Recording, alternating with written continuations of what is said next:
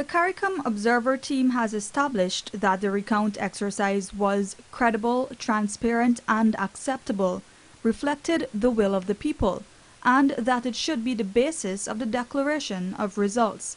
The Caricom team comprises Sylvester King, the Deputy Supervisor of Elections of St. Vincent and the Grenadines, Cynthia Barrow-Giles, Senior Lecturer in the Department of Government at the University of the West Indies, and John Jarvis, Commissioner of the Antigua and Barbuda Electoral Commission.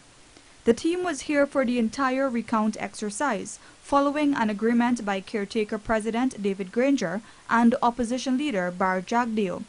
Granger, and by extension the entire APNU-AFC coalition, had placed much emphasis on the importance of the Caricom team and its report. This is Granger, just one day ago on Sunday, during an interview with a select group of media operatives at State House.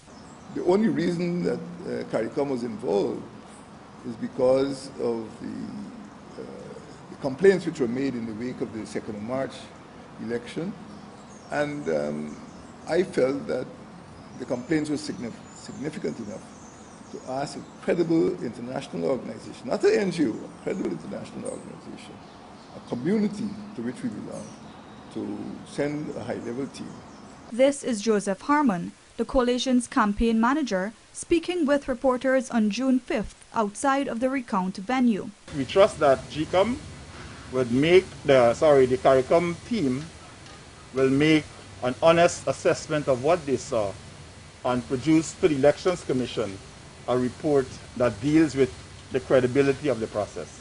We recognize the Caricom mission that is here as a credible interlocutor in the affairs of Guyana, and therefore we will rely on those processes. The Caricom report states, and I quote, "The national recount process, despite some of its administrative failings, despite some of its minor flaws, is not an indictment of the 2020 polls, and the team categorically rejects the concerted public efforts to discredit the 2020 polls up to the disastrous Region 4 tabulation." End quote. The Caricom report also states, and I quote, "Despite our concerns, nothing that we witnessed warrants a challenge to the inescapable conclusion that the recount results are acceptable and should constitute the basis of the declaration of the results of the March 2nd, 2020 elections.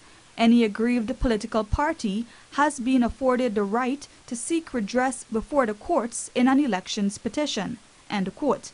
Another section of the report reads, and I quote, "Overall, while we acknowledge that there were some defects in the recount of the March 2nd, 2020 votes cast for the general and regional elections in Guyana, the team did not witness anything which would render the recount and by extension the casting of the ballots on March 2nd so grievously deficient procedurally or technically, despite some irregularities, or sufficiently deficient to have thwarted the will of the people and consequently preventing the election's results and its declaration by GCOM from reflecting the will of the voters. The actual count of the vote was indeed transparent." End quote. Reporting for the Evening News, Davina Samaru.